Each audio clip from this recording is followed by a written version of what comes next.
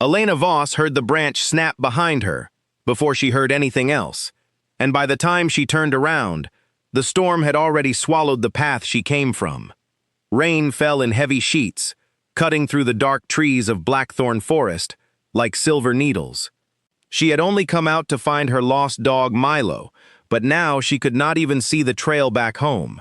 Thunder cracked above her head, and in that flash of white light, she saw something huge lying at the base of an old oak tree. At first she thought it was a fallen log. Then it moved. Elena froze. Her heart pounded so hard she could feel it in her throat. The shape was too large to be a normal animal, its body covered in dark, matted fur, its chest rising and falling in slow, pained breaths. One of its legs was twisted at a wrong angle, and blood mixed with rainwater pooled beneath it. She should have run. Every instinct told her to turn and disappear into the trees, but something about the way it whimpered, low and broken, kept her feet planted in the mud. "Hey," she whispered, barely audible over the storm. "Hey, are you hurt?" The creature's eyes opened. They were not the eyes of a normal wolf. They glowed faintly, a deep amber color that seemed to hold something far too intelligent, far too aware. It let out a low growl, baring teeth as long as her fingers, and Elena stumbled back, her boot catching on a root. She fell hard onto the wet ground, and for one terrifying second, she was certain the beast would lunge at her. It did not. Instead, it groaned again, its massive head dropping back onto the mud, too weak to move any further. Elena stayed frozen for a long moment, watching the rise and fall of its ribs, the way its breath came out ragged and shallow. Whatever this animal was, it was dying. She thought of her grandmother, who used to say that kindness shown to a wounded creature was never wasted, even if the world called you foolish for it. Elena pushed herself back onto her knees, moving slowly, keeping her hands where the beast could see them. "I'm not going to hurt you," she said softly. "I just want to help." The beast's ears twitched at the sound of her voice. It did not growl again. Elena crawled closer, inch by inch, until she was close enough to see the wound on its side, a deep gash that looked like it had come from claws, not from any hunter's blade. This was not an ordinary injury. This was the mark of a fight between two powerful creatures. She did not have bandages. She did not have anything except the scarf around her neck and the small pack she carried, with a water bottle and a flashlight. It would have to be enough. Elena unwound her scarf and pressed it gently against the wound, and the beast flinched, letting out a sound that was almost human in its pain. She spoke to it the entire time, soft words meant to calm rather than to make sense, the way she might speak to a frightened child. The storm did not let up. Hours passed, though Elena lost track of exactly how many. She sat beside the beast through the worst of the wind and the rain, using her body to shield its head from the elements, watching its chest rise and fall, terrified each time the movement slowed that it might stop altogether. At some point, exhaustion pulled her eyes closed, and she rested her head against the rough bark of the tree, one hand still resting on the beast's fur. When she woke, the storm had passed, and gray morning light filtered weakly through the canopy above. The ground beside her was empty. Elena sat up so fast her head spun. The blood was still there, dark stains soaked into the mud, and her scarf lay discarded a few feet away, torn but no longer needed. But the beast itself was gone, as if it had never been there at all. She searched the clearing, half expecting to find some trace, a print, a trail of fur, anything to prove she had not imagined the entire night. There was nothing. She made her way home in a daze, her clothes soaked through, her body aching from the cold ground. Milo, it turned out, had wandered home on his own hours earlier and was curled up asleep on the porch when she arrived, completely unbothered by the drama of the night before. Elena almost laughed at the absurdity of it. She had spent a night with what might have been the most dangerous creature in the forest, and her actual reason for going out there had solved itself without her. Over the following days, she tried to convince herself it had been some trick of exhaustion and fear, a large, injured wolf that her frightened mind had transformed into something more. But she knew what she had seen. She knew the eyes that had looked back at her were not the eyes of any ordinary animal. And there was something else. Something she could not explain to anyone, not even herself. Ever since that night, her blood felt different. It was a strange, quiet warmth that lived beneath her skin, something that pulsed gently whenever she thought about the forest, about the amber eyes, about the low, pained sound the beast had made. She told no one. Who would believe her? The people in her small town of Ashwood Hollow already thought of her as the odd woman who kept to herself, who preferred her books and her garden to parties and gossip. Adding a story about a monster in the woods would only give them more to whisper about. Still, she found herself drawn back to the edge of Blackthorn Forest more often than she should have been. She told herself it was curiosity, nothing more. She would stand at the tree line, staring into the shadows between the trunks, wondering if the creature had survived, wondering if it even remembered her. It was nearly 3 weeks later when the town of Ashwood Hollow changed overnight. Elena noticed it first in the way people spoke in hushed voices at the market, the way old Mrs. Farrow, who ran the bakery, kept glancing nervously toward the forest road while she wrapped a loaf of bread. Something had happened, or something was about to happen. Elena caught fragments of conversation as she walked through town. Strange lights near the old mill, livestock found dead but not eaten, a feeling that something was watching from beyond the trees. By the time she reached her small cottage on the edge of town, her neighbor, a kind older man named Callum Reeve, was waiting by her fence, looking more anxious than she had ever seen him. "You heard the news?" he asked, before she had even set down her bags. "What news?" "They're saying a group of outsiders came into town this morning. Rich people, powerful people, from the look of their cars. Word is there's some kind of council, investigating trouble in the forest." Callum shook his head. "Strange business. Ashwood Hollow hasn't seen visitors like that in years." Elena felt a chill crawl up her spine, though she could not explain why. She thanked Callum for the warning and went inside, locking the door behind her out of habit rather than any real belief that a lock would matter against whatever was coming. That night, she barely slept. She kept thinking about the beast, about its glowing eyes and the wound in its side, and a growing unease told her that its disappearance and the sudden arrival of these mysterious visitors were somehow connected. She had no proof, only instinct, but her instincts had never steered her wrong before. 3 days later, she saw him for the first time. Elena had gone into town to buy groceries, weaving through the small crowd gathered near the town square, where a black vehicle unlike anything Ashwood Hollow had ever seen was parked outside the old inn. A group of people stood near it, dressed in dark, expensive clothing that seemed out of place among the town's simple wooden buildings. At the center of them stood a man who commanded attention without even trying. He was tall, with dark hair and a presence that made the air around him feel heavier somehow. His eyes swept over the small crowd with a kind of quiet authority, as though he were assessing every person in view for potential threat or use. Elena told herself to keep walking, to mind her own business the way she always did, but something made her slow her steps. And then his eyes found hers. The moment their gazes met, Elena felt the strange warmth beneath her skin flare to life, sharper and more insistent than it had been in weeks.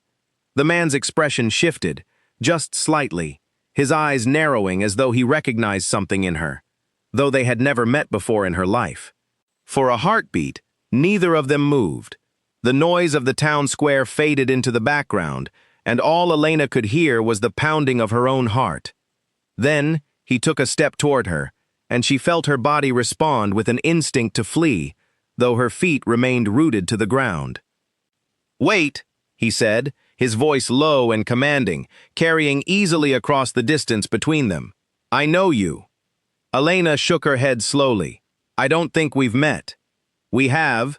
His eyes did not leave hers.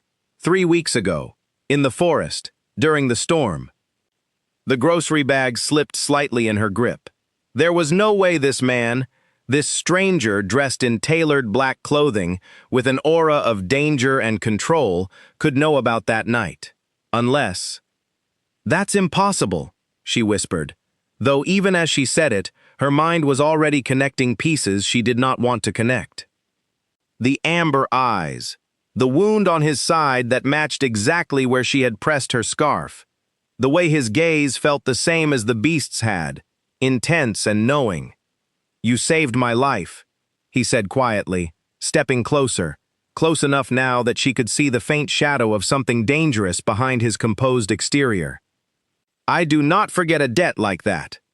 Elena's mind raced through explanations, each one more impossible than the last, until only one remained, the one her instincts had been trying to tell her since the moment she had knelt beside a dying beast in the rain. She took a step back, her pulse hammering. "Who are you?" she asked, though part of her already feared she knew. "My name is Cain Ashford," he said, and something in the way he said it, the weight he gave the words, told her this name meant far more than she understood. "And you, it seems, have made yourself very important to a great many people who would rather you did not exist." Before Elena could respond, a woman appeared at Cain's side, silent and sudden, as though she had simply materialized from the shadows of the buildings around them. She was strikingly beautiful, with sharp eyes that immediately fixed on Elena with open hostility. "This is her?" the woman asked, her voice cold. "The human?" Cain did not look away from Elena. "Yes." The woman's lip curled slightly, and she looked Elena up and down with obvious disdain, as though measuring her and finding her severely lacking. "This is a mistake, Cain. You should not have come here." "That is not your decision, Lyra." His tone did not rise, but there was a warning in it that made even the confident woman beside him fall silent. Elena felt suddenly very small, caught between two people who clearly belonged to a world she had no understanding of, a world where names carried weight, and silence could be a threat all its own. She wanted to run, to retreat back to her quiet cottage and pretend none of this was happening, but her feet still refused to move. "I don't understand any of this," she said finally, her voice steadier than she felt. "I found an injured animal in the woods. I helped it because that's what you do when something is suffering. I don't know what you people are, or what you want with me, but I think you should leave." For a moment, something flickered across Cain's expression, an emotion she could not quite name. Respect, perhaps, or surprise that she had spoken to him so plainly when everyone else around them seemed to shrink under his presence. "I wish it were that simple," he said quietly, "but you have seen something you were never meant to see, and there are those who will not allow that to go unanswered." A cold dread settled in Elena's stomach. "Are you threatening me?" "No." His voice softened, just slightly, though the intensity in his eyes did not fade. "I am warning you. There is a difference, and I hope, for your sake, you will understand it soon." Lyra made a sound of disgust beside him and turned, walking back toward the black vehicle without another word. Cain lingered a moment longer, his gaze studying Elena with an intensity that made her feel as though he were trying to memorize every detail of her face. "You should not have been alone in that forest," he said finally. "And you should not walk alone in this town. Not anymore. Not until I understand exactly what has been set into motion." Before Elena could ask what he meant, he turned and walked away, his long coat sweeping behind him, the small crowd of onlookers parting instinctively to let him pass. Elena stood frozen in the town square, her grocery bag forgotten in her hand, her mind spinning with questions that had no answers. She had saved a beast in the storm, expecting nothing in return, wanting nothing in return. She had never imagined that single act of kindness would tie her to a man like Cain Ashford, a man whose very presence seemed to bend the world around him, a man who had just told her, in no uncertain terms, that her life was no longer entirely her own. That night, as she lay awake staring at her ceiling, Elena thought about the warmth beneath her skin, the way it had pulsed the moment their eyes met, the way it still had not gone away.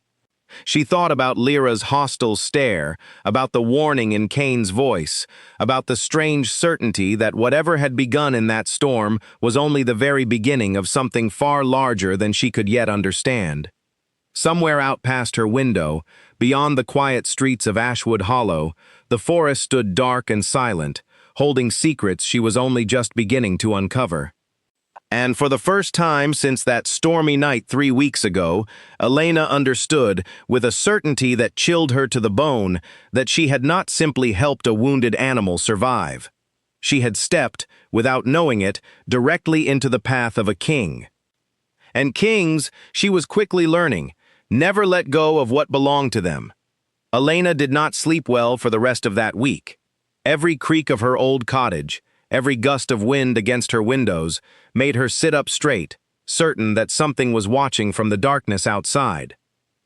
She kept the lights on longer than usual, kept Milo close to her side, and found herself glancing toward the tree line of Blackthorn Forest every time she stepped outside, half expecting to see amber eyes staring back at her. Kane Ashford's warning echoed in her mind constantly. There are those who will not allow that to go unanswered. She had turned the words over so many times they had lost their shape, yet the fear behind them remained sharp and real. She did not know who these people were, what they wanted, or why a single act of kindness in a storm had made her a person of interest to men and women who moved through the world like they owned it. On the 4th day, a knock came at her door, just after sunset. Elena approached carefully, peering through the small window beside the frame before opening it.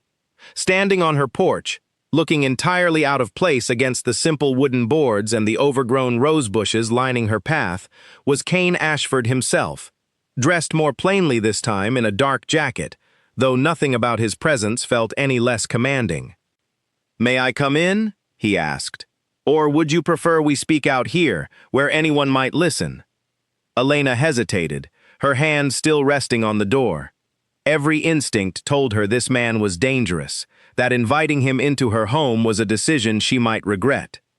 But there was also something in the way he stood, patient and still, waiting for her answer, rather than forcing his way inside, that made her think perhaps he was not the threat she should be most afraid of. "5 minutes," she said finally, stepping aside to let him in. Kane's presence seemed to fill her small living room the moment he entered, though he made no move to sit, choosing instead to stand near the window, glancing out at the darkening yard as though watching for something.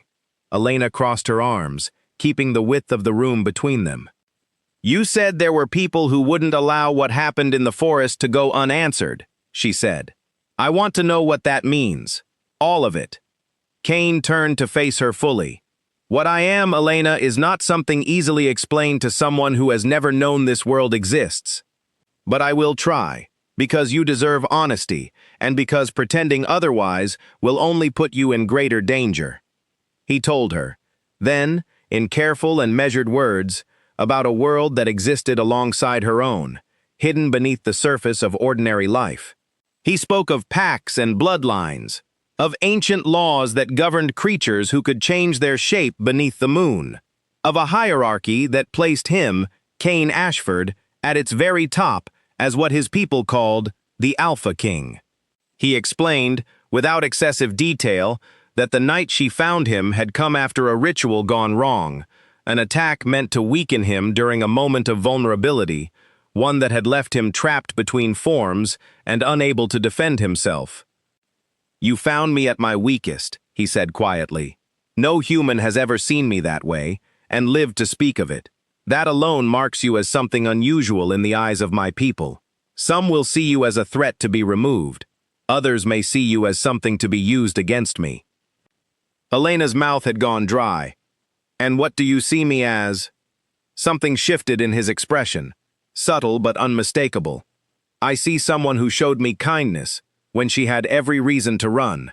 That is rare, in my world, rarer than you might imagine."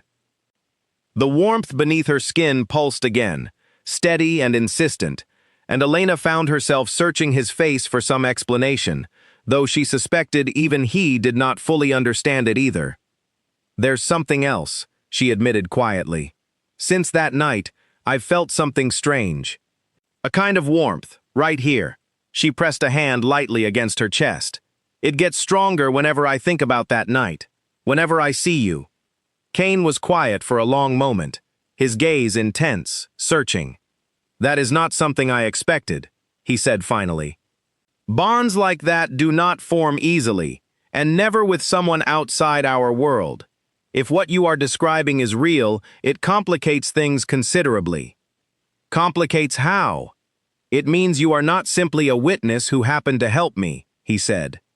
It may mean you are tied to me in ways neither of us chose, ways that will not be easily undone, and it means that anyone seeking to harm me may see you as the easiest path to do so. Elena felt the floor seem to tilt slightly beneath her. I didn't ask for any of this.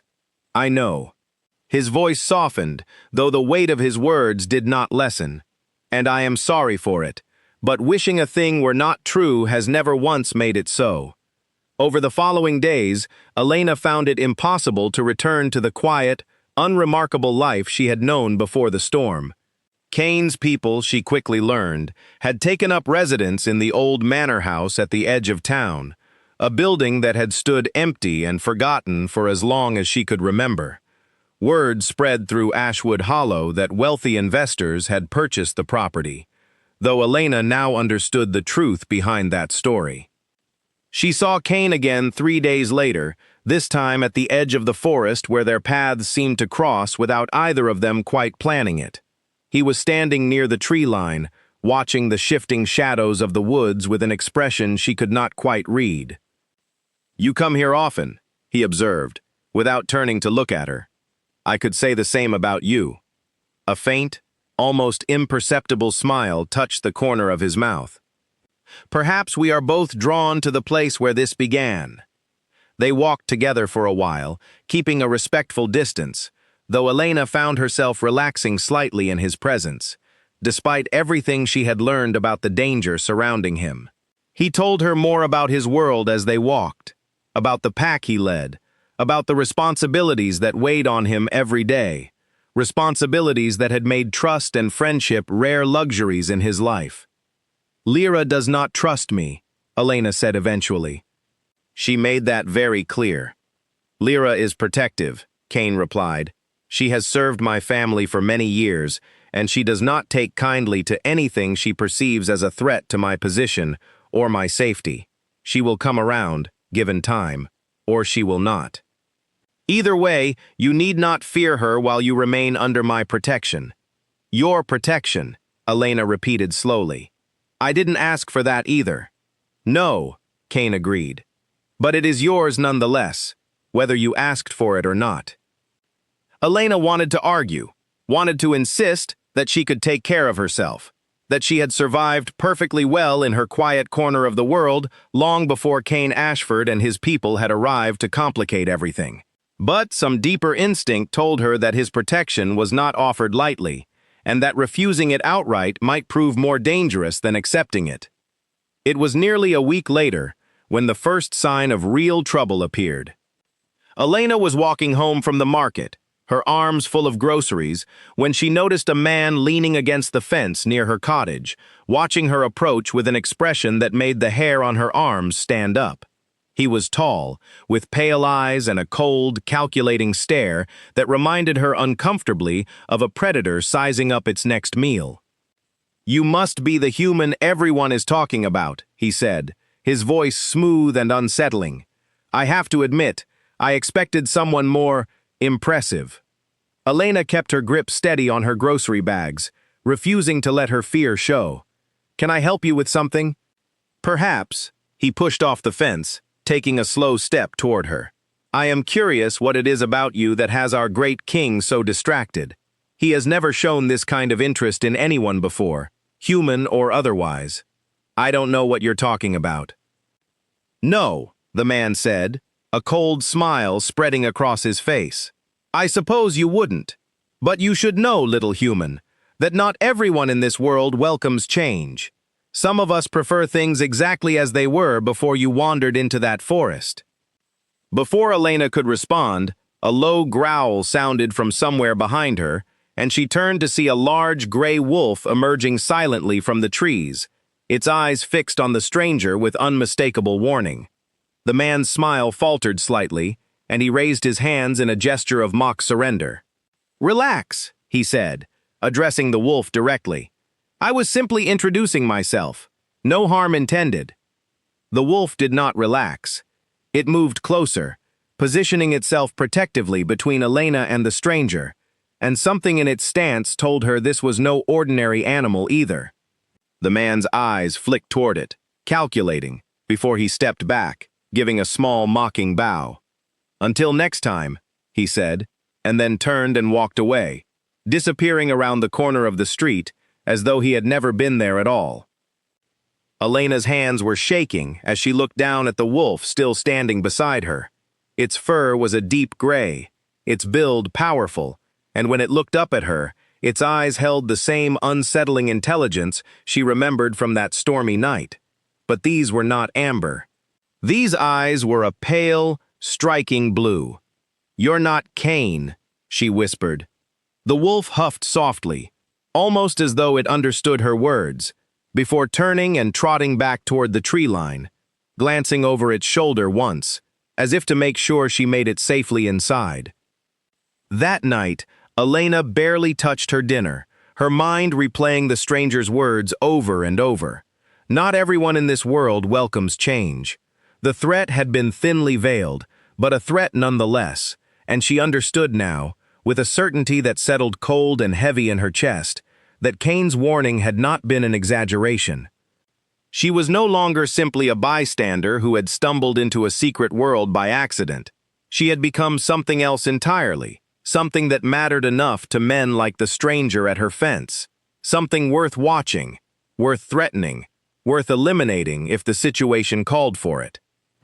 When Cain arrived at her door the following morning, his expression grim before she had even said a word, she knew immediately that word of the stranger's visit had already reached him. "Tavian," he said, once she had described the encounter. "I should have expected he would move quickly." "Who is he?" "A rival," Cain said simply. "One who has long believed my position should belong to him instead. He will use any weakness he can find against me, and it seems he has already identified you as exactly that." Elena felt her stomach twist. "A weakness." "Not in the way you might think," Cain said, his voice quieter now. "A weakness is not the same as something unworthy. It simply means something precious enough to exploit. And you, Elena, whether either of us intended it, have become precious to me in a way I did not expect." The warmth beneath her skin flared again at his words, steady and undeniable, and Elena found herself unable to look away from his eyes, searching for the lie in his words and finding none. "I'm scared," she admitted quietly, the words costing her more than she expected them to.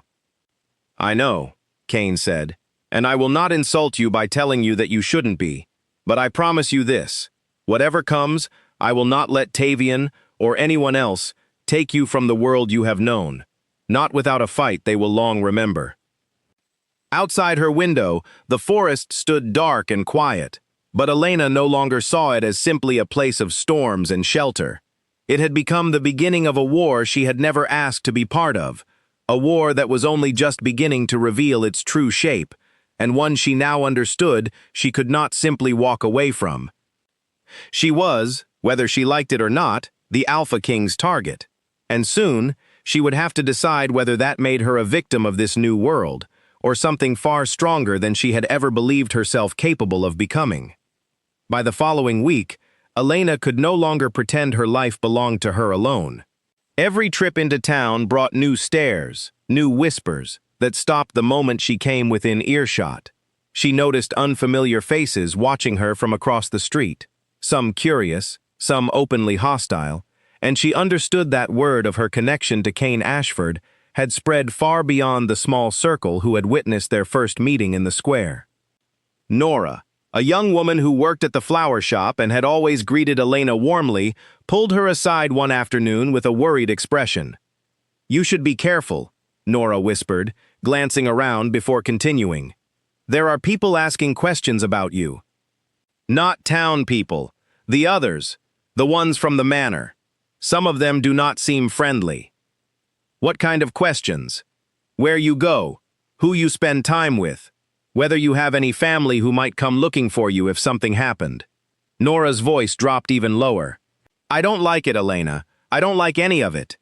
Neither did Elena, though she had grown practiced at hiding her fear behind a calm exterior. She thanked Nora for the warning and walked home with her senses alert, watching every shadow, every parked car, every unfamiliar face along her route. That evening, Kane arrived at her cottage, unannounced, his expression tighter than she had seen it before.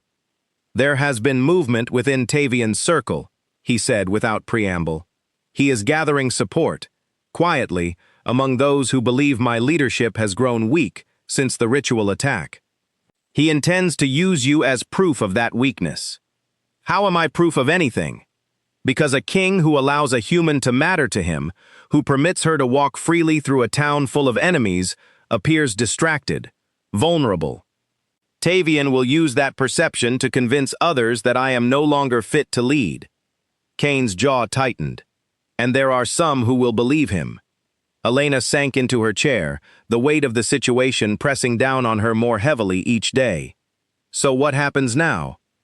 Now, I need you to trust me, Kane said, kneeling slightly, so his eyes met hers directly.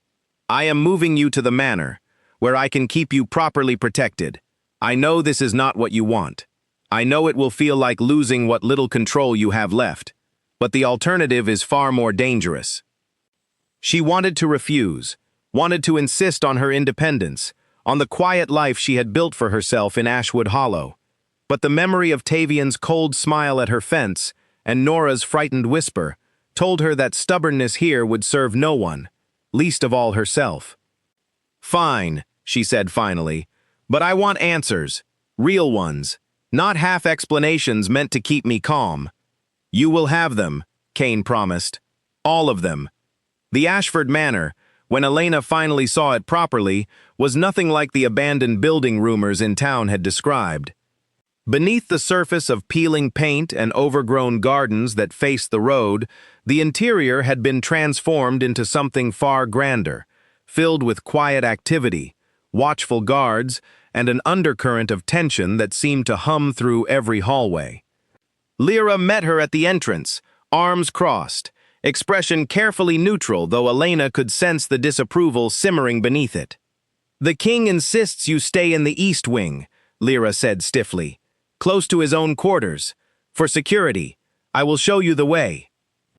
As they walked, Lyra remained silent for a long stretch, before finally speaking again, her voice quieter than Elena expected. I do not trust easily, she admitted.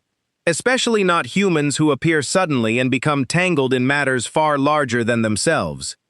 But I have served Kane long enough to know he does not act without reason. If he believes you are worth protecting, I will not stand in his way. That does not mean I will pretend to welcome you.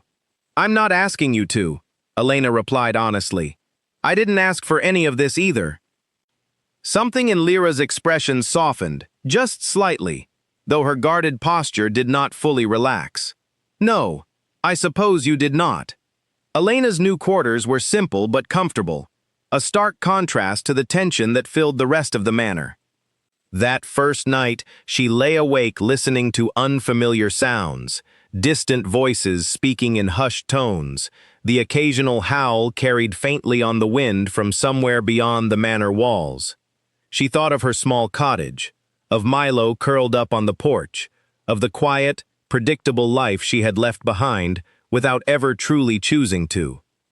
It was 2 days later, while walking through the manor's overgrown garden during a rare moment of solitude, that the first real danger arrived.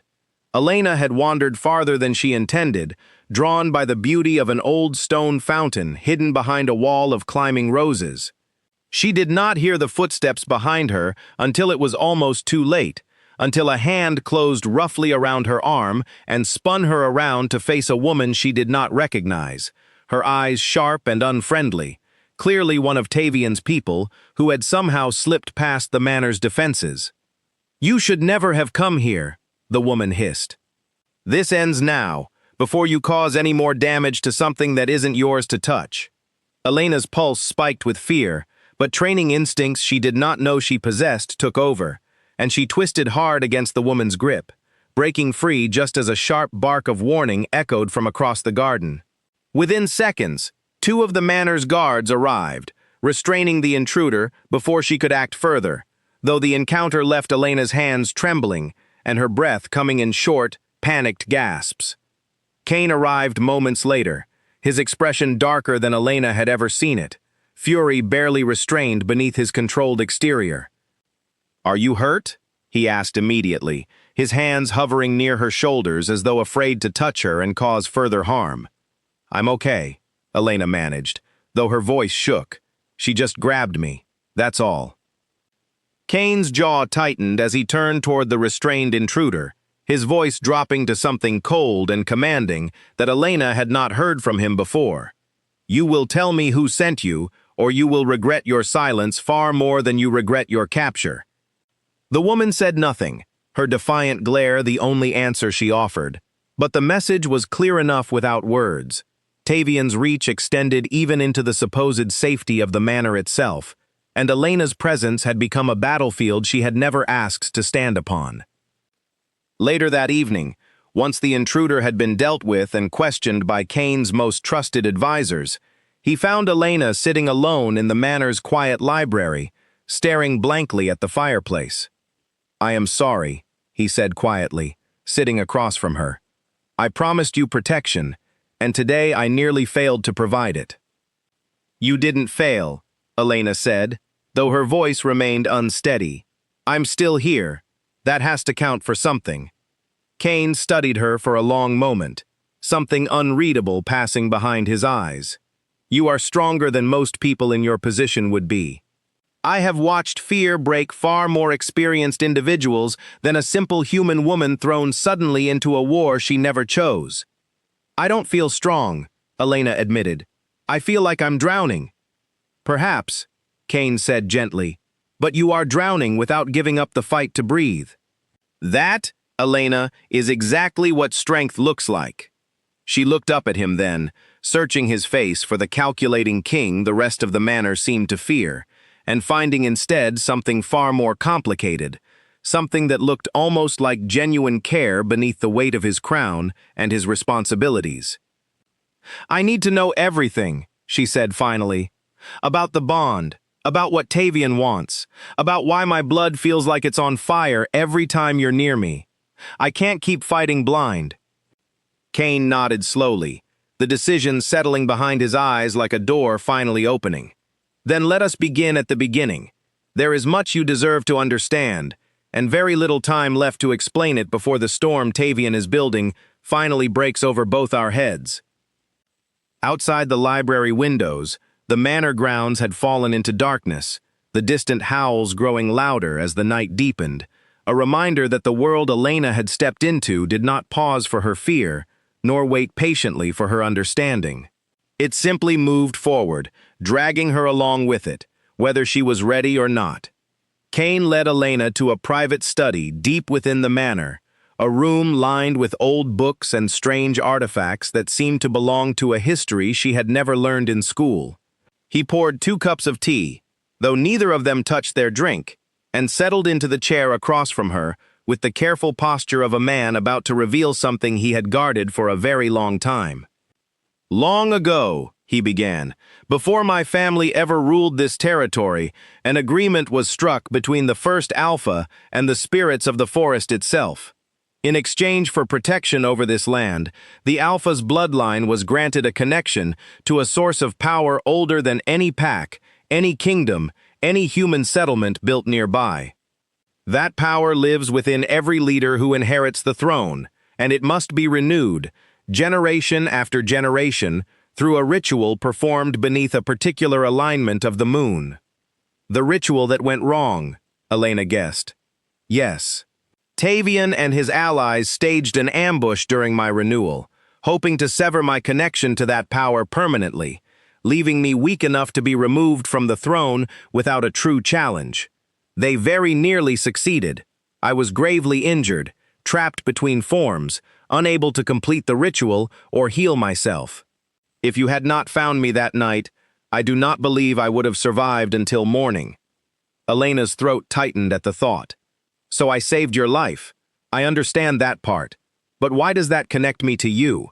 Why do I feel this warmth? Kane's expression grew more serious. Because the ritual was incomplete. My power, weakened and unstable, reached for something to anchor itself to during the moment you touched me, tended to my wound, gave me your warmth against the cold. It found you, bonded, however faintly, to whatever kindness and strength it recognized within you. It is not something either of us chose, but it happened nonetheless, and it cannot easily be undone. What does that mean for me, practically? It means a piece of my power now exists within you, dormant, but real. It explains the warmth you feel, the pull between us. And it means that anyone seeking to weaken or destroy me now has a second target, should they fail to reach me directly. You, Elena, have unknowingly become a second source of my strength, and therefore a second point of vulnerability that Tavian will not hesitate to exploit. The weight of his words settled heavily over her, and Elena found herself gripping the arms of her chair as the full scope of her situation finally became clear. She was not simply a woman who had helped a stranger in need. She had become, quite literally, tied to the fate of an entire kingdom she had never asked to be part of. Can it be reversed? She asked quietly. The bond, I mean. If it were broken, would I be safe? Something flickered across Kane's face, quick and difficult to read, gone before she could name it. Perhaps.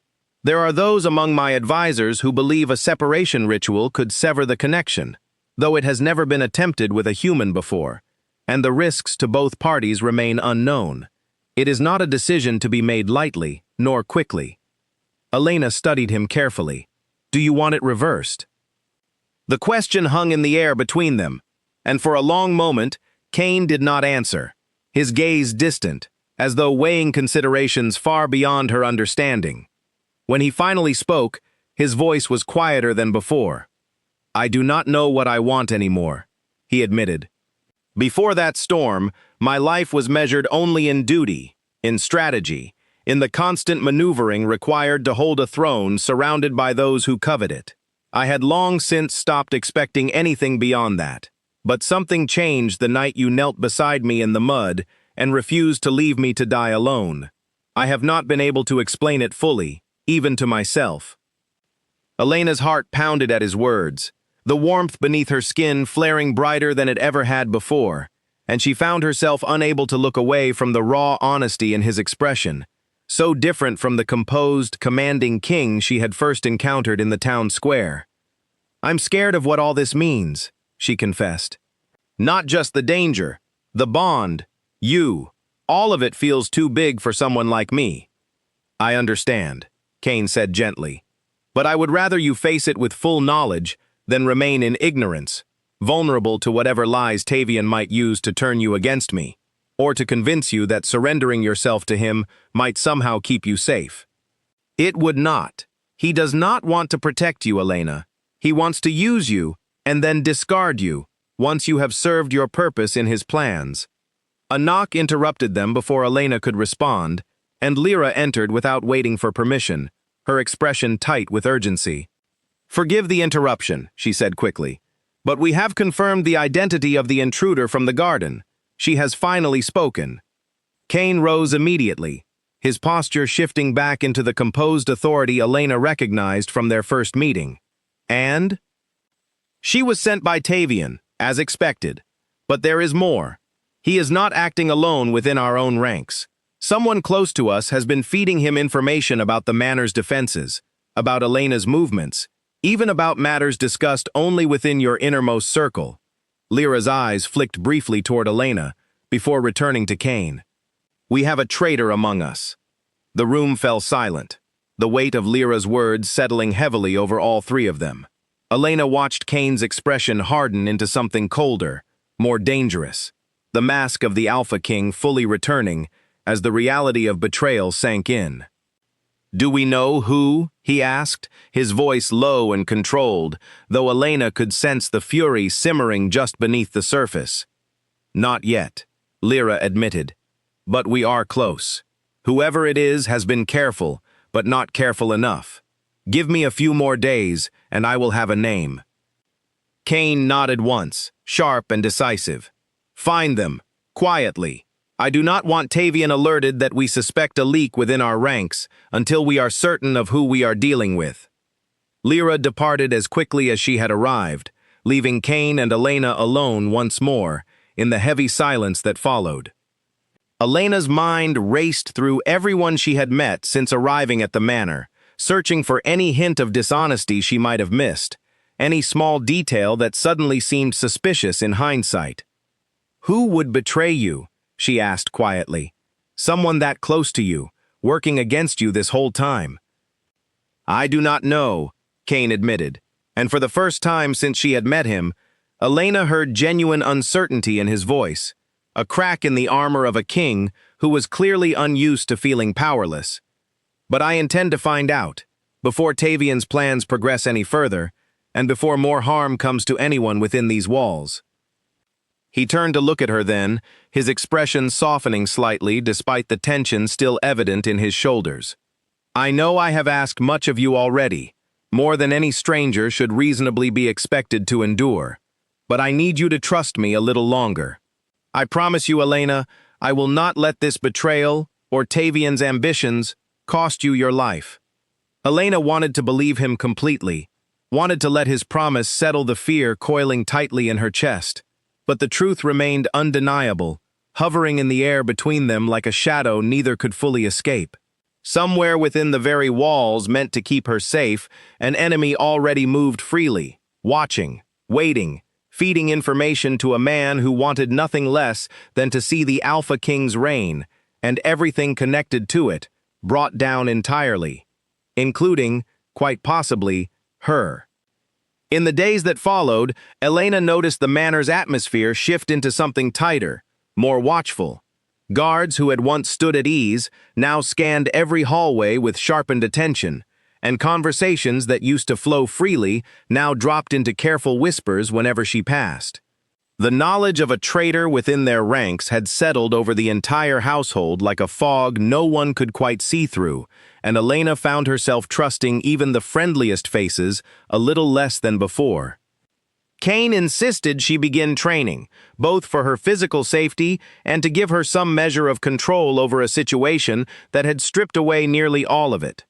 A woman named Marissa, one of the manor's most skilled fighters, and one of the few Lyra seemed to trust completely, took on the task of teaching Elena the basics of self-defense.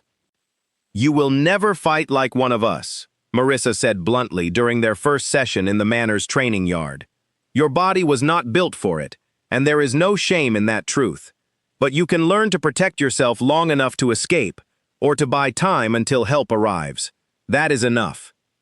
Elena appreciated the honesty more than she expected to. Over the following days, Marissa taught her simple techniques, how to break free from a grip, how to strike effectively at vulnerable points, how to stay calm enough under pressure to think clearly rather than freeze entirely. Elena's muscles ached constantly, her body unused to the physical demands, but with each session, she felt a small measure of the helplessness she had carried since the storm begin to loosen its grip. "You're improving," Marissa admitted after nearly a week, a rare note of approval in her usually blunt tone. "Faster than most humans thrown suddenly into our world. Perhaps the king was right to trust you." "Does everyone doubt that?" Elena asked. Marissa considered the question carefully. "Many do. Not because they dislike you personally, but because trust does not come easily in a world where betrayal has already found its way into our own walls. You understand that better than most, I think." Elena did understand, more than she wished to. The uncertainty of not knowing who among the manor's residents might be secretly working against them gnawed at her constantly, coloring every interaction with a faint undertone of suspicion she hated but could not shake. It was during one of her training sessions that she first noticed Derek, a quiet member of Kane's inner circle, who rarely spoke during meetings but always seemed to be present, watching, listening. He approached her one afternoon while she rested near the training yard's fence, offering her a bottle of water with an easy, friendly smile. "You're doing well," he said. "Better than I expected, honestly." "Thank you," Elena replied, accepting the water gratefully. "Everyone keeps telling me that like it's a surprise." Derek laughed softly. "It is, a little. Most humans who learn about our world react with fear that never really fades. You seem to be adapting faster than that." They spoke for a while longer, Derek asking careful, seemingly innocent questions about her life before the storm, about her family, about whether she had told anyone outside the manor about what she had learned. Elena answered honestly, seeing no reason for suspicion, though something about the conversation lingered uncomfortably in her mind long after Derek had walked away. She mentioned it to Kane that evening, uncertain whether her unease meant anything at all. "Derek has been with my family for years," Kane said thoughtfully. "I have never had reason to doubt his loyalty, but I will ask Lyra to watch him more closely, simply to be certain. It costs nothing to be cautious, given everything at stake." 2 days later, the danger Elena had been dreading finally arrived, though not in the way anyone expected. She had gone for a walk through the manor's gardens, accompanied by one of the younger guards, a boy named Felix, who could not have been much older than 20. They had barely reached the fountain when Felix suddenly stiffened, his eyes scanning the tree line beyond the garden wall with sharp alertness. "Something's wrong," he murmured. "Get back inside now." Elena did not need to be told twice. She turned to hurry back toward the manor, but before she had taken more than a few steps, 3 figures dropped down from the garden wall, moving with a speed and coordination that told her immediately these were no ordinary intruders. Felix moved to intercept them, shouting a warning that echoed across the grounds, but he was quickly overwhelmed, forced back by the sheer number of attackers. Elena's training kicked in instinctively, and she ran, weaving through the garden's winding paths, her heart hammering as she heard footsteps closing in behind her. A hand closed around her wrist just as she reached the garden's edge, and Elena spun immediately, using the technique Marissa had drilled into her over and over, twisting her arm free and driving her elbow back hard into her attacker's side. The man grunted in surprise, giving her just enough time to break away and continue running toward the manor's main entrance, shouting for help as loudly as her lungs allowed. The manor's guards responded quickly, pouring out to meet the threat, and within minutes, the attackers had either fled back over the wall or been subdued entirely. Elena collapsed against the manor's stone steps, her breath coming in ragged gasps, her whole body shaking from the surge of adrenaline finally beginning to fade. Kane reached her within moments, his expression a mixture of fury and barely restrained fear as he knelt beside her, checking for any sign of injury. "I'm okay," Elena managed between breaths. "Felix, is he?" "He will recover," Kane said grimly. "Thanks to your warning, we were able to respond before real harm was done. You did well, Elena. Better than well." Later, once the chaos had settled and the captured attackers had been questioned, grim news reached them. The intruders had known the exact time and location of Elena's walk through the garden, information that only a handful of people within the manor could have possibly known in advance. Lyra arrived with her expression tighter than Elena had ever seen it, a folder of notes clutched in her hand.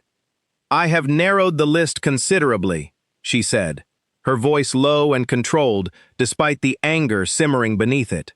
"There are only 3 people who knew Elena's schedule today. Myself, obviously excluded, Marissa, and Derek." Kane's jaw tightened visibly. "Derek? I cannot be certain yet," Lyra admitted. "But the pattern fits. He has access to information he should not have questioned interest in. His questions to Elena, which she reported to you herself, now seem far less innocent in hindsight." Elena felt a chill settle over her at the thought, remembering Derek's easy smile, his seemingly casual questions about her life, and her connections outside the manor. She had trusted the warmth in his expression, had seen nothing suspicious in his friendliness. The realization that she may have been wrong left her feeling sick with a fresh wave of unease. "We need proof," Kane said finally, his voice hard. "I will not act against a man who has served my family for years based on suspicion alone, however strong the pattern may appear. Watch him carefully, Lyra. If he is guilty, I want undeniable evidence before we move against him." Lyra nodded once, sharp and determined. "I will not fail in this." As the manor slowly settled back into an uneasy calm, Elena found herself standing alone at her window that night, staring out at the dark gardens where the attack had unfolded only hours earlier. The fear she had carried since the storm had not lessened, not truly, but something had shifted within her nonetheless. She had fought back. She had survived, not simply because others had protected her, but because she had found the strength within herself to run, to fight, to demand help rather than freeze in helpless terror. Kane found her there sometime later, his presence quiet and steady beside her at the window. "You saved yourself today," he said softly, "and in doing so, you very likely saved Felix as well. That is not a small thing, Elena." "It doesn't feel like enough," she admitted. "Someone we trust betrayed us. People got hurt. And I still don't understand why any of this is happening to me." Kane was quiet for a long moment before answering. "Sometimes the reasons behind the battles we find ourselves fighting matter less than the courage we bring to fighting them. You have shown more of that courage in these past weeks than many born into this world ever managed to find in a lifetime." Elena turned to look at him then, searching his face in the dim light of her room, finding no trace of flattery in his words, only quiet, genuine conviction. The warmth beneath her skin pulsed steadily, and for the first time since the storm, she allowed herself to wonder whether the bond connecting her to this dangerous, complicated king might be something worth exploring rather than simply enduring. Outside, the gardens remained dark and silent, the danger of the day's attack lingering faintly in the cool night air. But within the manor's walls, a quiet resolve had begun to take root in Elena, one that told her, with growing certainty, that whatever battles still lay ahead, she would not face them as merely a victim caught in someone else's war. She would face them as someone determined to fight for the strange, unexpected life that fate had chosen for her.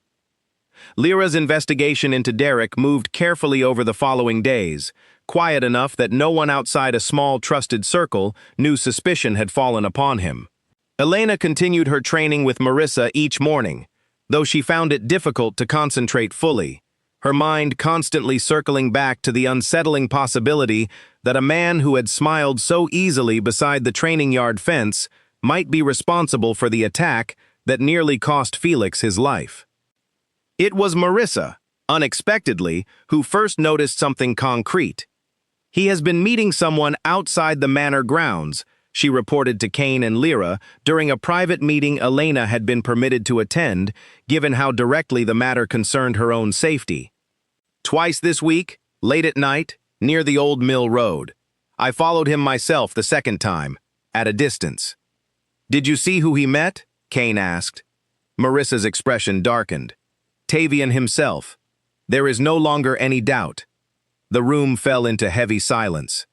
Elena watched Kane's expression shift through anger, betrayal, and finally a cold, controlled resolve that reminded her sharply of the powerful, commanding stranger she had first encountered in the town square weeks earlier. "Bring him to me," Kane said quietly. Quietly. "I do not want word reaching Tavian that we know, not until I understand exactly how much damage has already been done." Derek was brought before Kane later that evening, his easy smile notably absent, replaced by a tight, guarded expression that told Elena, watching from a careful distance, that he already suspected his secret meetings had been discovered. "You have served my family for many years," Kane began, his voice deceptively calm. "I would like to hear, from your own mouth, why you have chosen to meet with Tavian in secret, sharing information that has directly endangered lives within these walls." For a long moment, Derek said nothing, his jaw clenched tight, his eyes darting briefly toward the door as though calculating an escape that both of them knew was impossible. Finally, he exhaled slowly, the tension in his shoulders deflating into something closer to resignation. "You do not understand what it has been like," he said finally, his voice quieter than Elena had ever heard it. "Watching you weaken after the ritual attack, watching the pack's confidence in your leadership crack, little by little, Tavian offered security, stability. He promised that if I helped him gather information quietly, no one within these walls would truly be harmed, that this would end quickly, without unnecessary bloodshed. And yet Felix was nearly killed because of information you provided," Kane said coldly. Elena was nearly taken. "Tell me again how no one would be harmed." Derek's composure finally cracked, guilt flashing openly across his face. "That was never supposed to happen. I believe Tavian only wanted to observe, to gather leverage, not to attack directly. I was a fool to trust his promises. I see that now." Kane studied him for a long, silent moment, and Elena found herself holding her breath, uncertain what judgment the Alpha King might deliver upon a man who had betrayed him so directly, yet who seemed, in this moment, genuinely remorseful for the consequences of his actions. "You will remain confined within these walls," Kane said finally, "under guard, until I decide what is to be done with you. Your betrayal has cost this household dearly, Derek, and that cannot simply be forgiven with an apology, however sincere it may sound. But I am not without mercy, provided you cooperate fully in helping us understand exactly what Tavian now knows and what he intends to do with that knowledge." Derek nodded slowly, defeat evident in every line of his posture, and allowed himself to be led away by two of the manor's guards without further protest. Once he had gone, Kane turned to Elena, his expression softening slightly despite the tension still evident in his shoulders. "I am sorry you had to witness that." "I'm glad I did," Elena said honestly.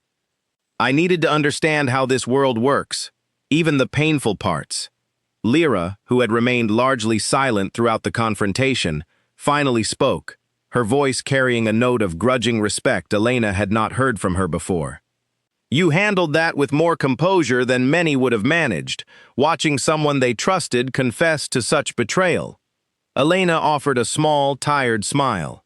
"I've had a lot of practice lately, learning to stay calm when everything around me feels like it's falling apart." Over the following days, with Derek's information in hand, Kane's advisors worked quickly to understand exactly how much damage Tavian's espionage had caused, and more importantly, what his next move might be. The news, when it finally came together, was grim. "Tavian knows the manor's defenses in detail," Lyra reported during a tense strategy meeting. "He knows the guard rotations, the vulnerable points along the outer wall, and now, thanks to Derek's information, he likely suspects we have identified his informant. He will move quickly, before we can adjust our defenses fully." "How quickly?" Kane asked. "Days at most," Lyra said grimly. "Perhaps less." Elena felt the familiar tightness of fear coil in her stomach, though she forced herself to remain steady, remembering Marissa's training, remembering the strength she had discovered within herself during the garden attack. Whatever Tavian planned next, she refused to face it as helpless as she had once believed herself to be.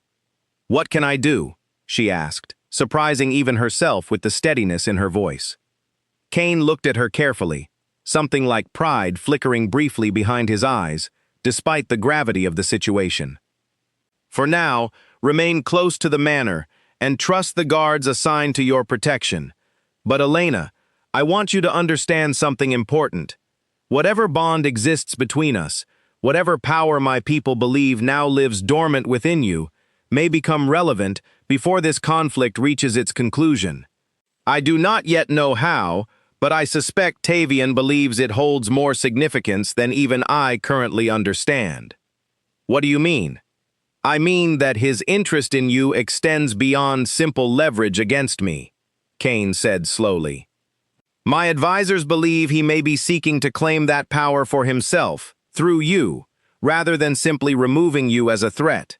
If that is true, his plans for you may be far more dangerous than a straightforward attack." The weight of his words settled heavily over Elena, and she found herself reaching instinctively for the warmth beneath her skin, wondering, not for the first time, exactly what kind of power lived dormant within her, waiting, perhaps, for a moment neither she nor Cain could yet fully predict. That night, unable to sleep, Elena found herself once again drawn to the manor's library, seeking the quiet comfort of its towering shelves and flickering fireplace. She was surprised to find Cain already there, seated near the fire, a book open in his lap, though his eyes remained fixed on the flames rather than the pages before him. "Couldn't sleep either?" she asked, settling into the chair across from him. "Too much weighs on my mind tonight," he admitted. "Derek's betrayal, Tavian's approaching move, and you." "Me?" Cain finally looked up, his expression open in a way Elena had rarely seen from him. "I find myself increasingly unable to separate my duty to protect this kingdom from my desire to protect you specifically, Elena. It is a distinction that should remain clear, given everything at stake, and yet it grows more difficult with each passing day." Elena's heart pounded at the raw honesty in his words, the warmth beneath her skin flaring brighter than ever before. "Maybe it doesn't have to be a distinction," she said quietly. "Maybe protecting me and protecting your kingdom aren't as separate as you think they are." Something shifted in Cain's expression, a vulnerability she had not expected from a man who carried the weight of an entire kingdom's survival upon his shoulders. "You continue to surprise me," he said softly. "In a world built upon calculation and strategy, you remain remarkably, refreshingly honest." They sat together in comfortable silence, for a long while after that, the fire crackling softly between them, and Elena found herself, despite the danger looming steadily closer with each passing day, feeling something she had not expected to feel since the storm first swept her into this strange, complicated world. She felt, for the first time in weeks, something close to hope. The attack Lyra had warned about did not come in the form anyone expected. Rather than a direct assault on the manor's defenses, Tavian struck with a precision that revealed just how much Derek's stolen information had truly cost them. It happened on a morning that had started ordinarily enough, with Elena finishing her training session in the yard, her muscles pleasantly tired from weeks of steady practice. Marissa had stepped away briefly to retrieve water, leaving Elena alone near the training yard's far fence, a lapse of only a few minutes that Tavian's people had clearly been waiting for. A cloth pressed suddenly over her mouth from behind, and Elena's training instincts fired immediately, her elbow driving backward hard into her attacker's ribs, but the grip around her only tightened, a second set of hands seizing her arms before she could break free entirely. The world tilted, dizziness sweeping over her far too quickly to be simple panic, and she understood, in the last moments before darkness claimed her, that whatever cloth had covered her mouth carried more than just the intent to silence her.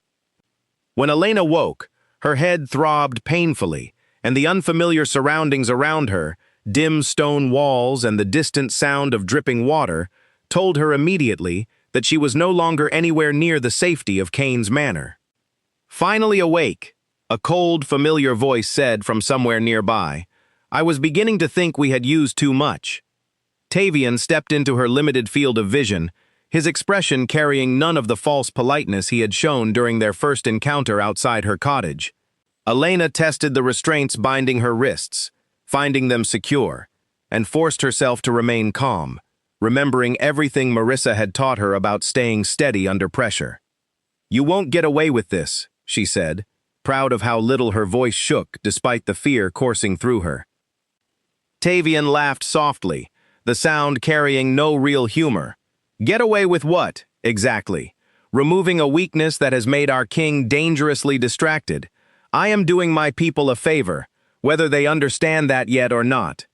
Cain will come for me."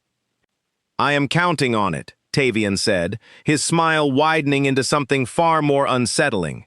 "In fact, that is precisely the point, little human. You are not simply leverage against him.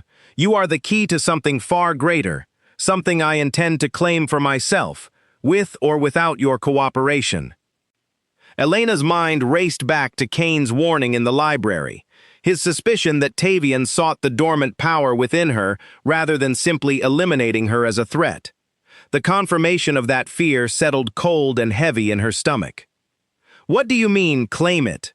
she asked, stalling for time, desperately hoping that somewhere beyond these stone walls, Kane and his people were already searching for her. "The power that bonded to you during Kane's weakest moment was never meant to remain trapped within a human vessel," Tavian explained, circling her slowly, like a predator inspecting its prey.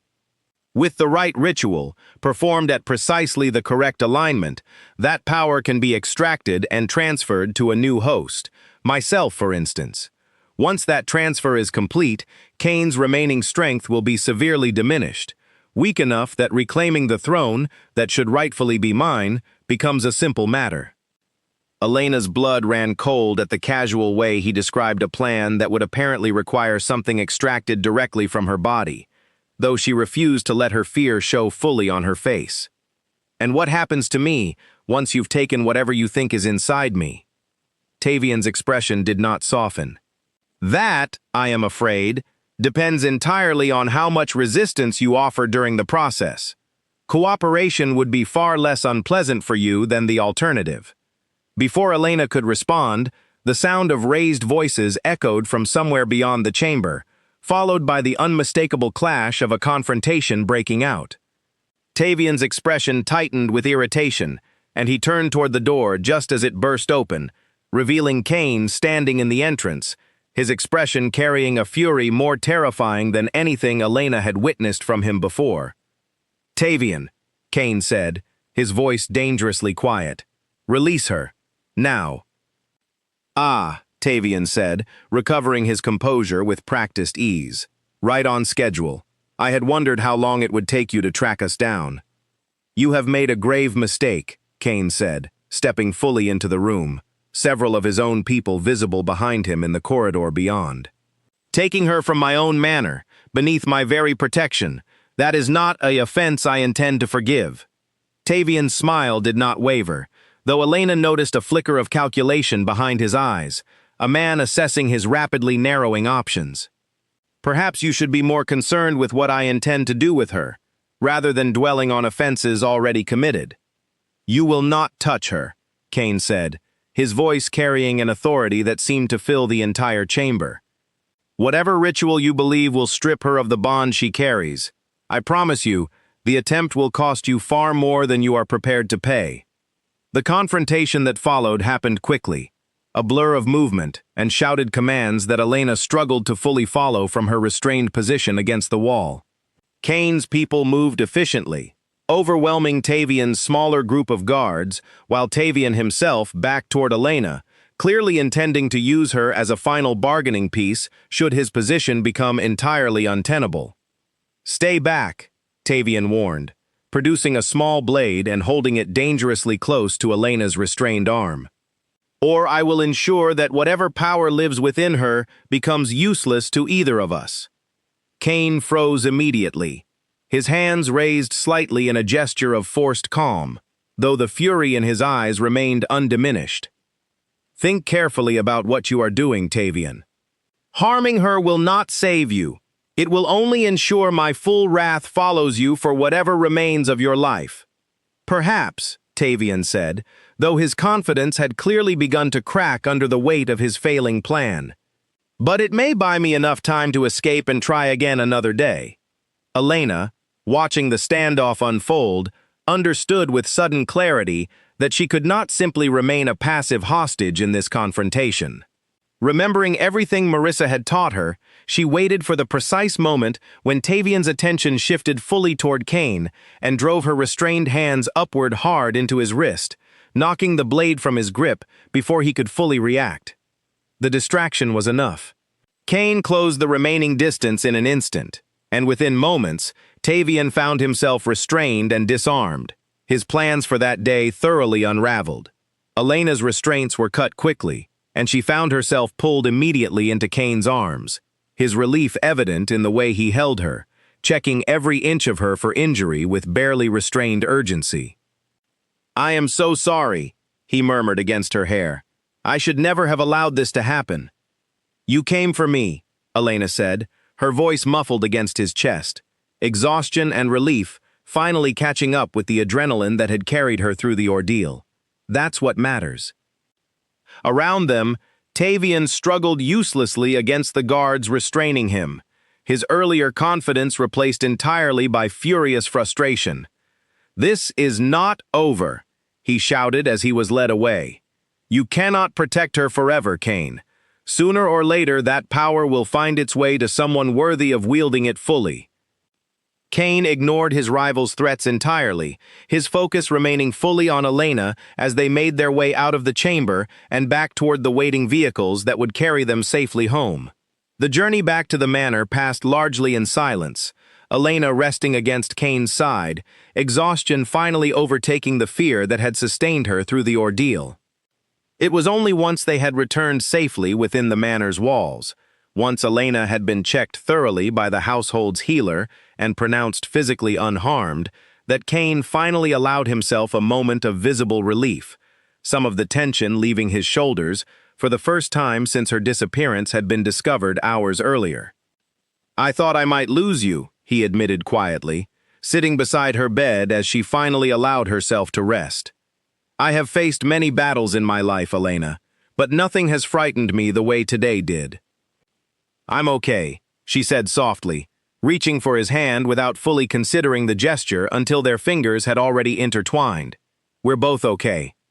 Kane studied their joined hands for a long moment before looking up to meet her eyes fully. Tavian remains in custody, but his allies within the broader pack structure will not simply accept his capture without response. This conflict is far from finished, Elena. If anything, today's events have likely accelerated whatever plans remain in motion. "Then we face it together," Elena said, surprising herself with the certainty in her own voice. "Whatever comes next." Something shifted in Kane's expression at her words, warmth replacing the tension that had lingered there since her rescue. "Together," he agreed quietly, and in that single word, Elena understood that whatever strange, dangerous path fate had set her upon, she no longer walked it alone, nor merely as a target, caught helplessly in someone else's war. She walked it now as Kane Ashford's chosen equal, bound to him not simply by circumstance, but by a growing bond neither of them fully understood, yet neither seemed willing any longer to deny.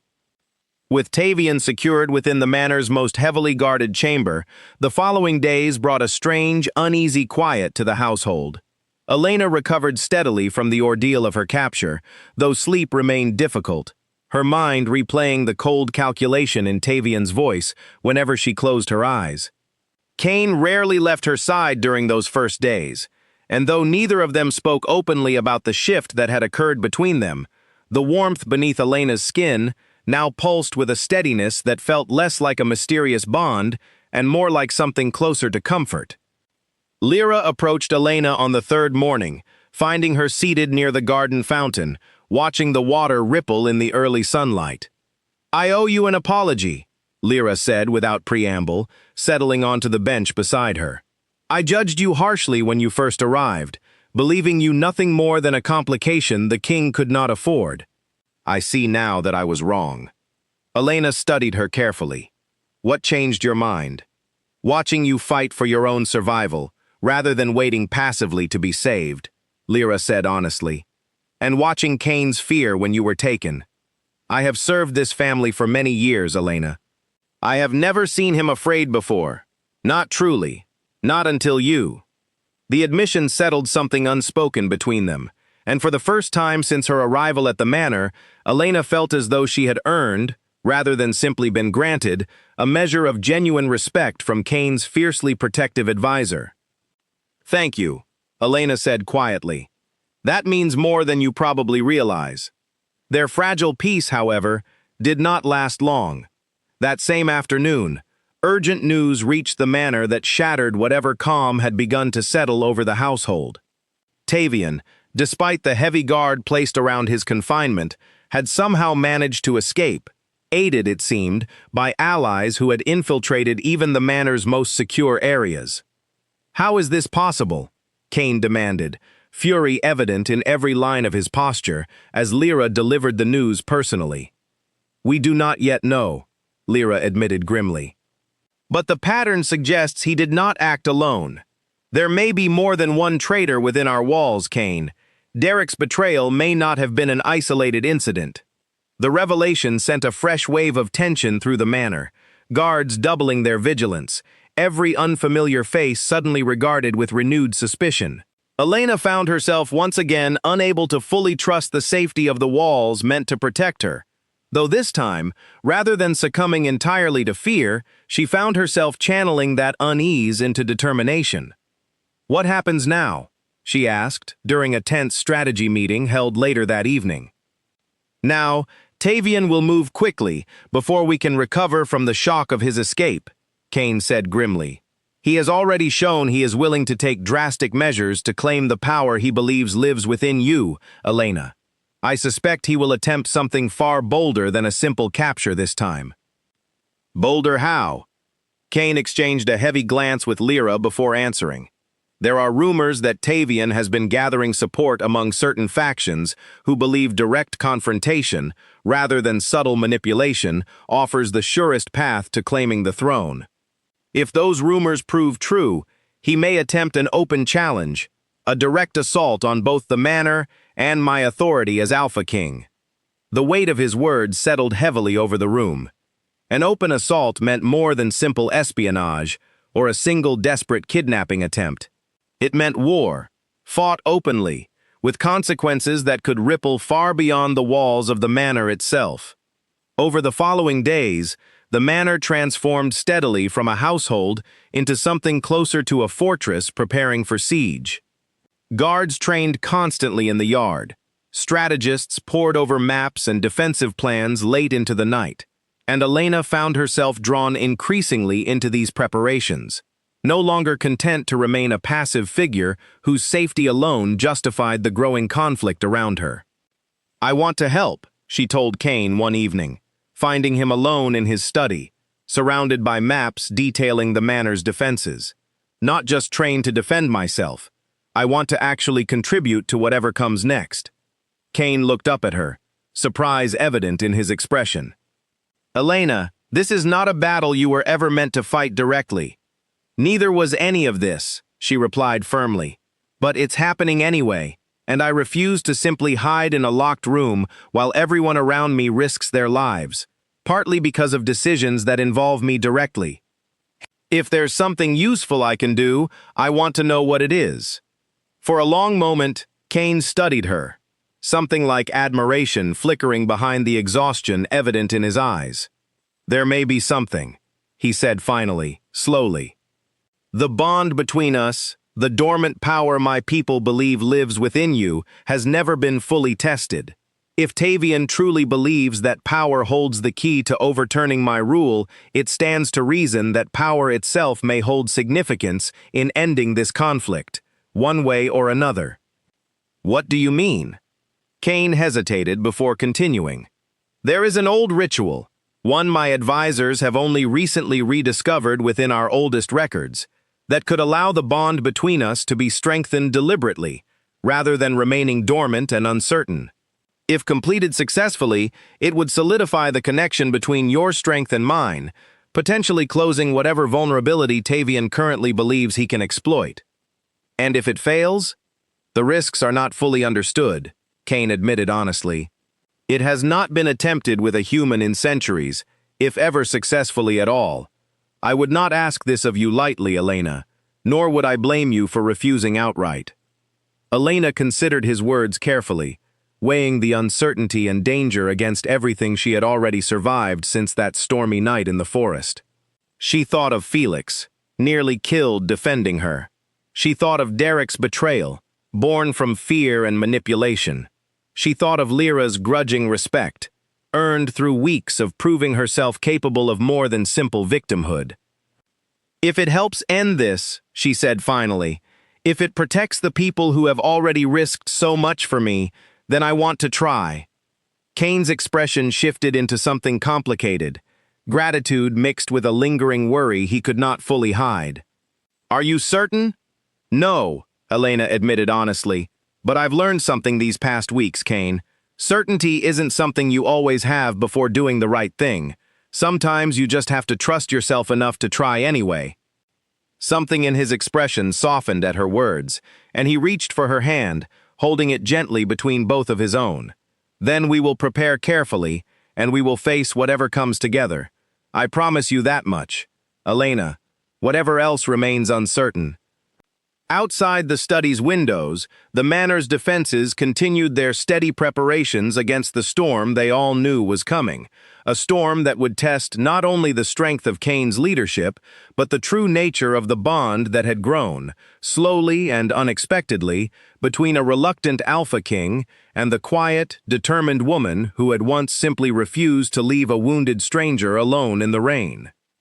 Whatever awaited them, Elena understood now, with a clarity that steadied her fear into resolve, that she would not face it as merely the Alpha King's target any longer. She would face it as his equal, ready to fight for the strange, unexpected life they had begun building together, no matter what price that fight might ultimately demand. The ritual required 3 full days of preparation, during which Elena barely left the manor's oldest chamber, a circular stone room deep beneath the main house that Kane's advisors carefully cleansed and prepared according to traditions older than the manor itself. She spent hours each day with an elderly woman named Ivy, one of the last remaining keepers of the old knowledge, learning what would be required of her once the ritual finally began. "The bond already exists within you," Ivy explained during one of their sessions, her weathered hands gesturing gently toward Elena's chest. "What we seek to do is not create something new, but strengthen what already lives there, weaving it more firmly into your own spirit so that it cannot easily be severed or extracted by force." "Will it hurt?" Elena asked, unable to keep the question from slipping out. Ivy's expression softened with something close to sympathy. "Any true bonding carries its costs, child, but pain given willingly, for a purpose you believe in, rarely breaks a person the way pain forced upon them does. You are stronger than you know. I have watched you these past weeks. I believe you will endure this well." Kane visited her each evening during those days of preparation, though their conversations grew quieter, weighted with the uncertainty of what lay ahead. On the final night before the ritual was set to begin, he found her sitting alone in the garden, watching the stars emerge slowly across the darkening sky. "You do not have to go through with this," he said softly, settling beside her. "Even now, at this final hour, I would understand if you chose differently." "Would you choose differently?" Elena asked, turning to look at him directly. "If our positions were reversed?" Kane considered the question seriously before answering. "No," he admitted, "I do not believe I would, but that has never made watching someone I care for walk toward danger any easier to bear." The words settled warmly between them, an open acknowledgement of feelings neither had fully spoken aloud until this moment. Elena reached for his hand, finding comfort in the steady warmth of his fingers intertwining with her own. "I'm scared," she admitted quietly. "But I've been scared since that first storm, Kane. I've learned that fear doesn't have to stop me from doing what needs to be done. It just means I do it anyway, and trust that the people around me will help carry the weight when it gets too heavy." "You will never carry that weight alone," Kane promised. "Whatever happens tomorrow, I will be there beside you, every step of the way." The ritual began at dawn the following morning, the circular chamber filled with a soft, golden light that seemed to emanate from the ancient stones themselves, rather than any external source. Elena stood at the center of a carefully drawn symbol, Kane positioned directly across from her, while Ivy and several of the manor's most trusted advisors formed a careful circle around them, chanting words in a language Elena did not understand but felt resonate deep within her chest. The warmth beneath her skin, familiar by now after weeks of steady presence, began to intensify, spreading outward from her chest until it filled her entire body with a sensation that was neither entirely pleasant nor entirely painful, but something far more complex, a merging of energy that felt as though it were reshaping something fundamental within her. Across the circle, Kane's eyes had taken on the faint amber glow she remembered from that first stormy night, and Elena understood, watching the recognition pass between them, that whatever power connected them was responding fully now, no longer content to remain dormant and quiet beneath the surface. The chanting grew louder, the golden light intensifying until it filled the entire chamber, and Elena felt herself gasp as something shifted deep within her, a final, decisive lock clicking into place that told her, with absolute certainty, that the bond between herself and Kane Ashford had been sealed permanently, beyond anything Tavian could now hope to sever or steal. When the light finally faded and the chanting fell silent, Elena found herself breathing hard, exhausted, but strangely, deeply steady, as though some missing piece of herself had finally settled fully into place. Kane crossed the circle immediately, catching her as her knees threatened to buckle, his own breathing similarly unsteady from the intensity of what they had just endured together. "Are you all right?" he asked urgently, searching her face for any sign of harm. "I'm okay," Elena managed, a genuine smile breaking through her exhaustion. "Better than okay, actually. I feel whole somehow, like something that was missing has finally found its place." Ivy approached slowly, her expression carrying quiet satisfaction. "The bonding was successful," she confirmed. "The power within you is now fully woven into your own spirit, Elena. It cannot be extracted without destroying it entirely, a price I do not believe even Tavian's ambition would be willing to pay." The relief in the chamber was palpable, exhausted advisors exchanging quiet words of celebration as the reality of their success settled fully over the gathered group. But even amid the relief, Elena understood, watching the careful way Kane continued to study her, that this victory, however significant, had not yet ended the greater conflict still looming beyond the manor's walls. "Tavian will not simply accept defeat," she said quietly, once they had returned to the privacy of Kane's study to rest. "Not after everything he's already risked." "No," Kane agreed grimly, "he will not. But he no longer holds any true leverage against either of us, Elena. Whatever power he sought to claim through you is now beyond his reach entirely. His next move, whatever it may be, will come from desperation rather than calculated strategy, and desperate men often make costly mistakes." Elena hoped he was right, though the weight of everything still ahead pressed heavily against the fragile peace of their victory. Outside the study's windows, the manor's grounds stretched quiet and calm beneath the midday sun, a deceptive stillness that both of them understood would not last much longer. Somewhere beyond those walls, Tavian remained free, his ambitions thwarted but not extinguished, and Elena understood, with the clarity that came from weeks of hard-won growth, that the final confrontation between the wounded pride of a defeated rival and the united strength of a bonded king and his chosen partner had not yet fully arrived. But she no longer feared that confrontation the way she once had.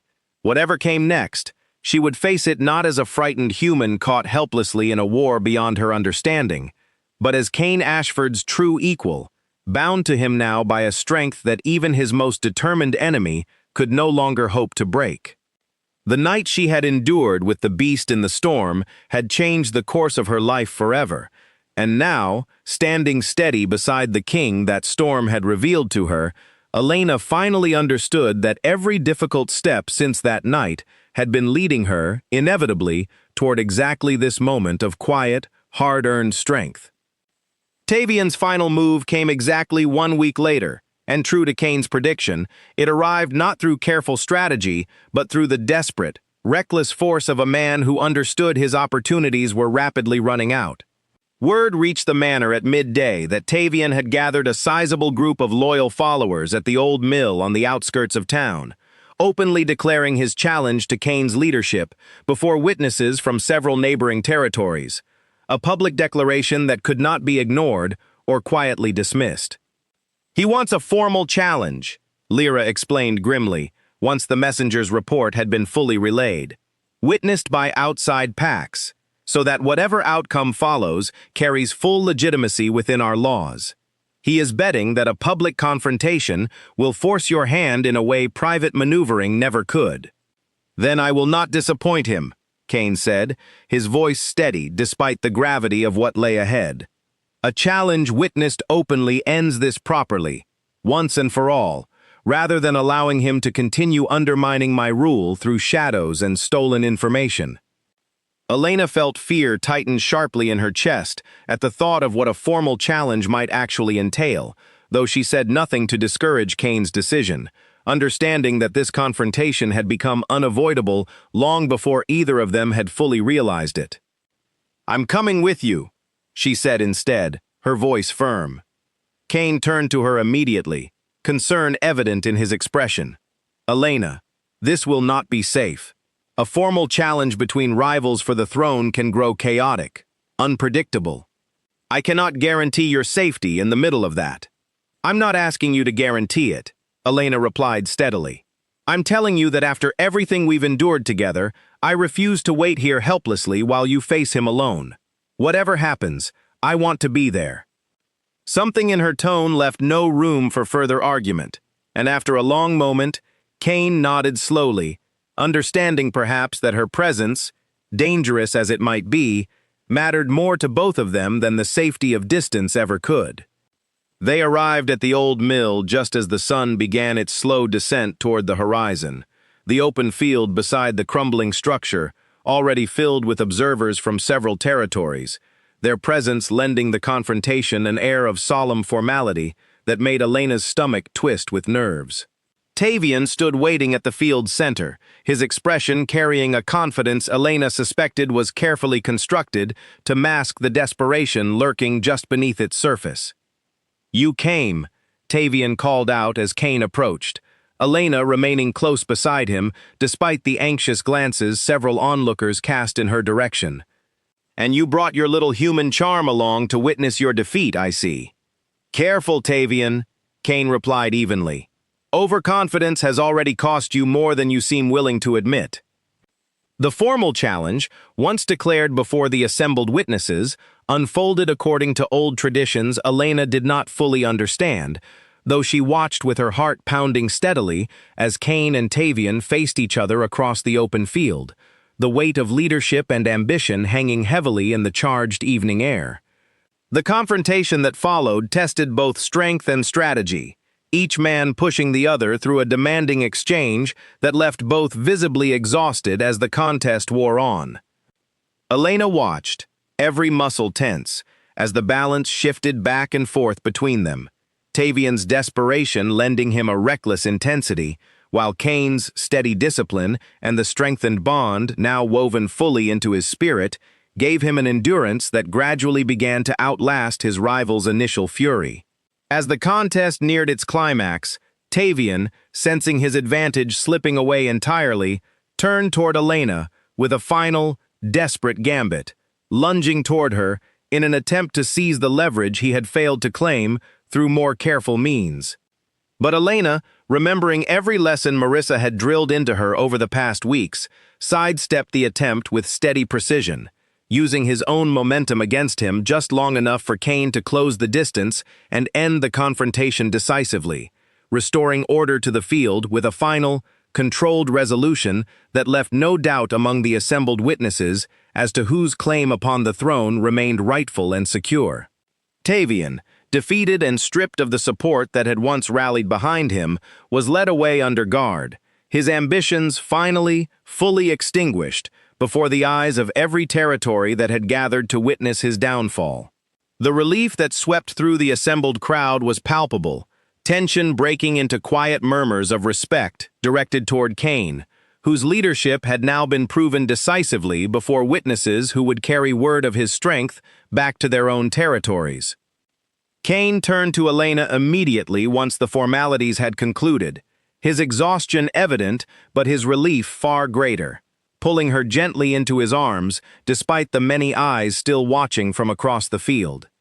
"You saved me again," he murmured against her hair. "I do not believe I will ever stop being amazed by your strength, Elena.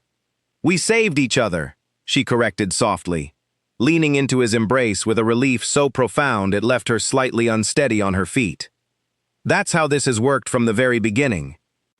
In the weeks that followed, peace settled slowly but steadily over Ashwood Hollow and the territories beyond it. The threat of Tavion's ambition finally laid to rest, his followers scattering or pledging renewed loyalty to Kane's undisputed leadership.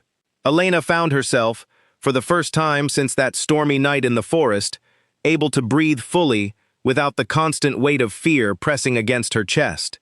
Kane called a gathering one final time, weeks later, this time not for conflict, but for celebration, inviting representatives from every territory who had witnessed his challenge to return, this time to witness something entirely different.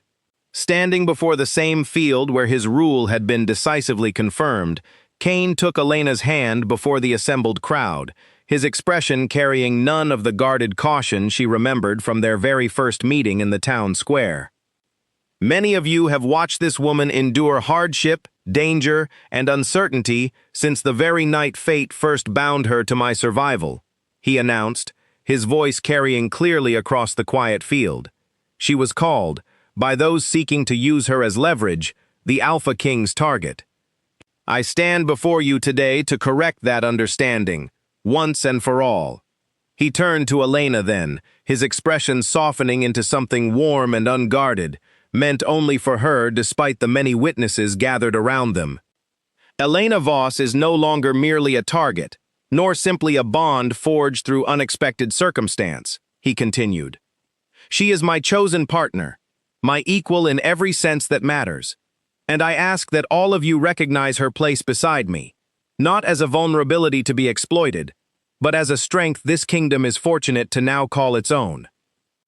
The crowd's response rose in quiet, respectful acknowledgement, and Elena, overwhelmed by the weight of the moment, found herself smiling through unexpected tears as Kane drew her close, sealing his declaration with a promise neither of them had fully anticipated on that stormy night, weeks ago, yet one that now felt as natural and inevitable as the storm itself had once seemed frightening and strange. Later that evening, as the celebration continued around them, Elena found a quiet moment alone, with Kane near the edge of Blackthorn Forest, the very place where their story had first begun. "Do you ever think about that night?" she asked softly, watching the shadows shift gently between the trees. "The storm, the beast, all of it?" "Constantly," Kane admitted, drawing her closer against the evening chill. "It was the night that changed everything, Elena.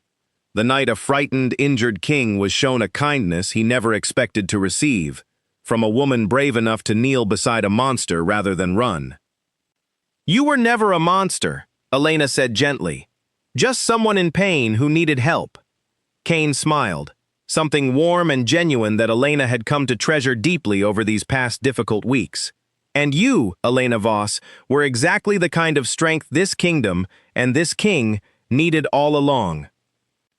As the stars emerged fully above Blackthorn Forest, casting their quiet light over the two figures standing together at its edge, Elena understood, with a certainty that filled her completely, that whatever storms still lay ahead in their shared future, she would face them not as a helpless target caught within someone else's war, but as Kane Ashford's chosen equal, bound to him now not merely by fate or circumstance, but by a love that had grown steadily, unexpectedly, from the simple courage of one storm-soaked night when she had refused to leave a wounded stranger to face his darkness alone.